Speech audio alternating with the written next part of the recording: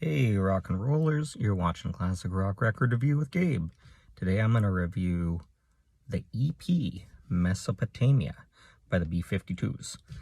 By the way, the B-52’s, about 10-15 years ago, they removed the apostrophe from their name officially, which I think is a win for grammar. Very good, because I know that they're going for more than one B-52 and not belonging to B-52.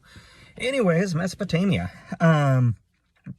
So released in between Wild Planet and Whammy in 1982 and produced by none other than David Byrne. So what's it like? Well, it's like Tom Tom Club, but with, B-52's voices. And, I wondered listening to it, it's 6 tracks.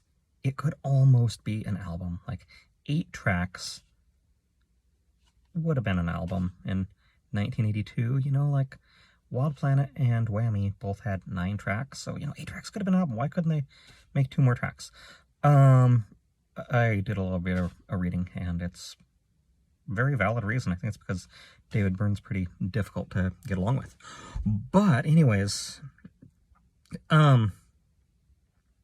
so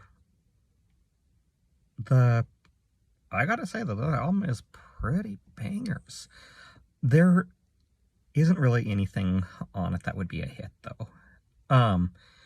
There are no Private Idahos or, Love Shacks or even Girl from Ipanema Goes to Greenlands. Most of the songs are pretty repetitive and based on grooves, similar to Tom Tom Club or the Talking Heads albums of the day that Brian Eno produced ones. Like production-wise, there's a song, the title track, that begins with a very cities style fade-in, and it's real catchy song. But like the kind of catchy song that, wouldn't be a big radio hit. It's not like, if you listen to You're the Inspiration or something, you're like, oh man, this is a hit. I know what hits sound like. I might hate this song, but I recognize that's a hit. Love Shack, that's a hit. Mesopotamia, no. A banger that slaps, but not a hit. And oh yeah, there's like a few songs do the Sly Stone, Shuggy Otis thing of combining an electronic beatbox with actual drums, and it works really well. Yeah, I'm a big fan of that. And I think George Clinton, or maybe Bootsy Collins, I think George Clinton, called B-52's P-Funk for white people, and totally spot on. Yeah. What else? Oh, yeah. Drums. So, I'm a drummer, and, yeah, Keith Strickland, there's a drummer that deserves more attention than he's ever gotten. And, this, I think more so than any other B-52's album, is a good record to listen to the drums. Especially, when he does something that's, along with a beatbox thing. I mean, it's really cool. He's very much cut from the same cloth as, like, Chris Frantz. I would say, like, on the drummer scale, he's a little peppier than, Chris Frantz, who has more of a laid-back, Al Jackson Jr.-esque style. But less peppy and less than, like, Alan Myers from Devo, who would be a similar drummer. But, yeah, I gotta say, the solid rhythm section there between, Keith Strickland's hip drumming and then Kate Pearson's dim on the keyboard, and that's just real nice match there. Gloriously off-key, kind of Yoko Ono-style vocals. Fred doesn't come in until the 3rd track, but he does his, that thing really well. You've got Throw That Beat in the Garbage Can. I mean, that's a good song. But yeah, this is, 6 songs that, you know, are really worth a listen. It would be cool if the album could have been just like a couple songs more, but, I understand, like, David Byrne's an ass, and the B-52’s are hippies. They shouldn't have to put up with that.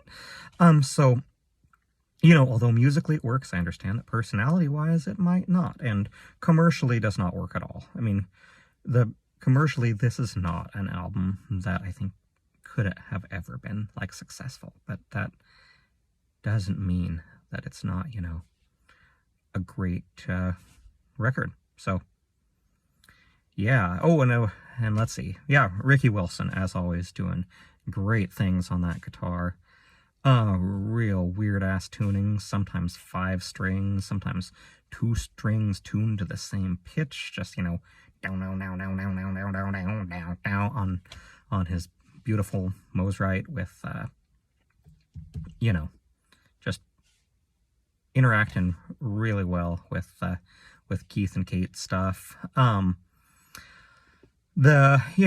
fair amount of that 2 ladies singing in unison thing, which I think, the B-52’s did a lot to popularize that style, which, has continued on to, all sorts of indie rock bands from 20 years later and stuff. But I think the band that really popularized that before the B-52’s was ABBA. And before that, you might have had, like, the Shags and stuff doing that, but, I think that ABBA is the reason why, 2 ladies singing in unison really took off, and people said, like, man, that's hip. I'm gonna do that. And so, yeah, Cindy and Kate sound just gorgeous together. And then when you got Fred going, rah, rah, rah, rah, at the same time, it's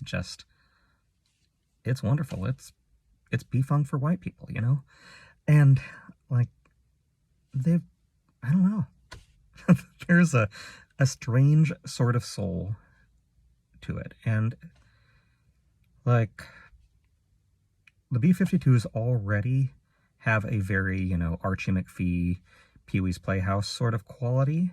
And then when you've got that kind of, like, white boy funk, David Byrne thing going on, like, it matches really well, and the songs can get a little hypnotic because they're repetitive, and I don't know, just ends up really super.